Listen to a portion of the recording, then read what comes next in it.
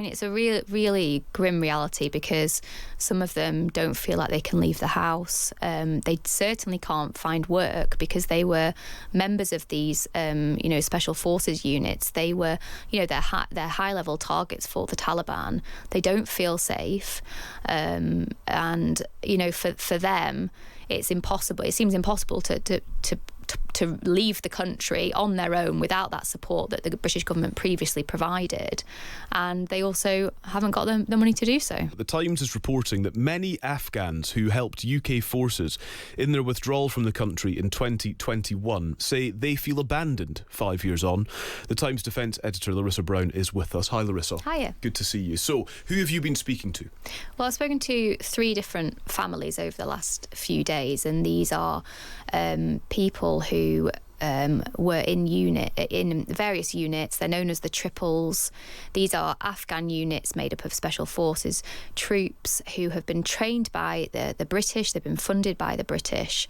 And in the evacuation in August 2021, they were called upon by the British Special Forces to help them with that withdrawal process, helping to go around Kabul, rescuing people, really dangerous work. And then it turns out that they'd expected to come to the UK, and now 5 years on, they're still waiting, or they've been completely abandoned in the country and are getting no assistance whatsoever. And some of these people were told they would get assistance, they would get sanctuary. It was a chaotic withdrawal. There was the suicide bomb which killed nearly 200 people that really disrupted the evacuation effort. But these people were told that there would be safety for them. They were, and one of the men that I spoke to, his case was particularly harrowing because he had helped rescue people, including female judges.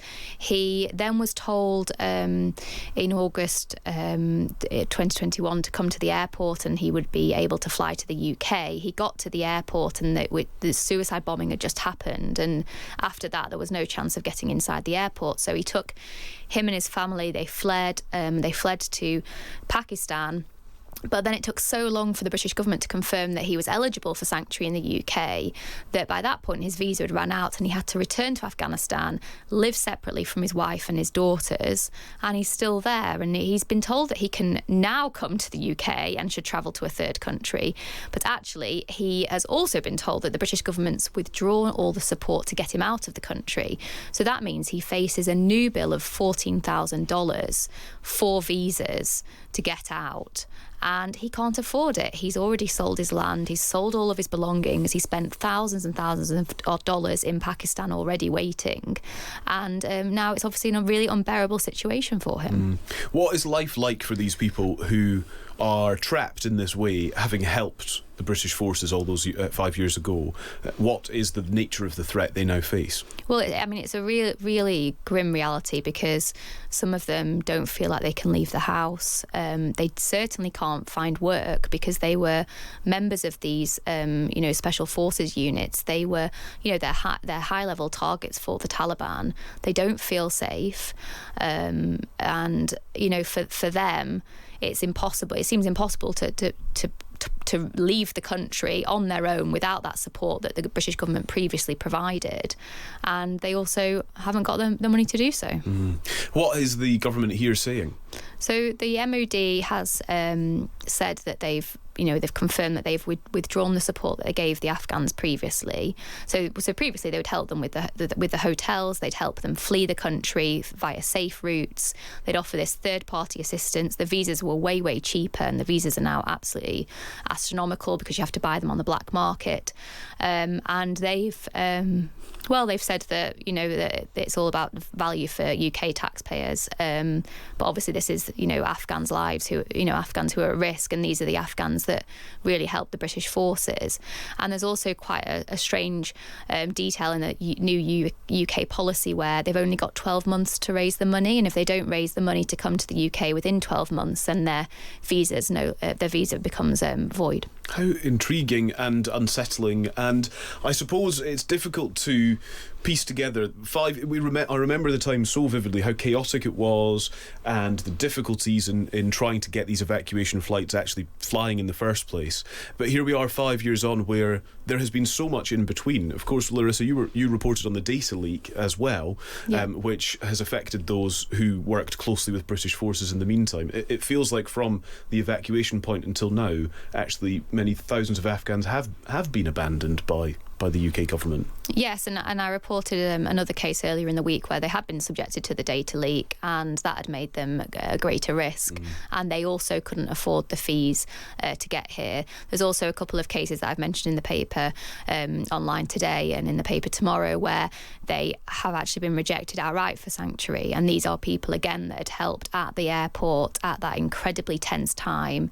They'd risked their lives when the Taliban were obviously all in Kabul on the streets, and they had answered the UK call to help, and they did that, and now they haven't even been accepted for sanctuary at all, so they're feeling incredibly hopeless. On what grounds do we know in those cases have they been rejected? On those particular cases, they never really get proper detail, to be honest. Like the government just gives them often generic lines as to why they've been rejected. There's nothing specific. It's just that they're obviously picking some people and not picking others. Do we know how the Taliban is currently operating when it comes to those who have helped the British forces in the past?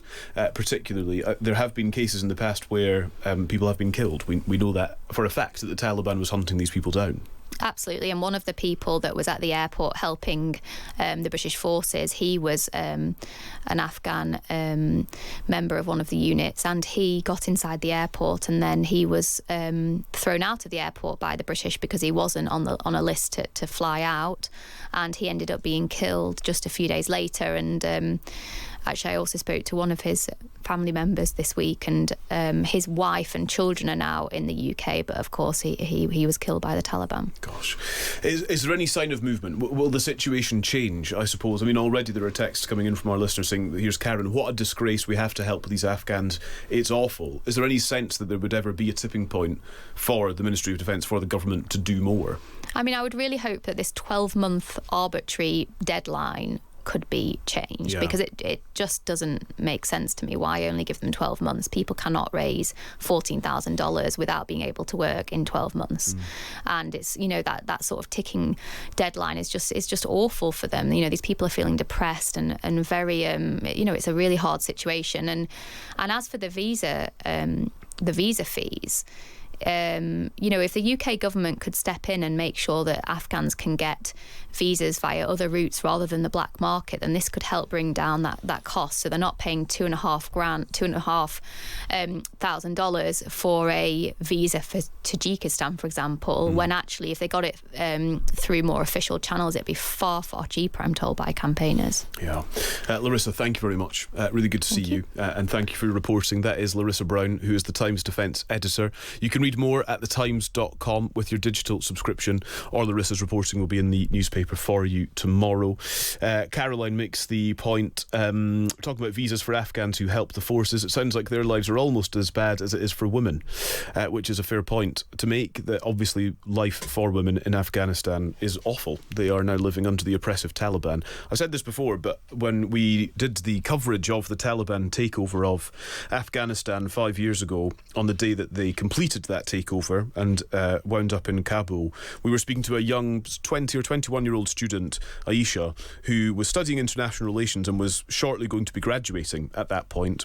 And the thing that she said to me, which 5 years on still rings in my ears, was, we are all working out how to escape or we will be killed, basically. And that was what she was saying on that afternoon as she watched the Taliban roll into Kabul. And here we are 5 years on.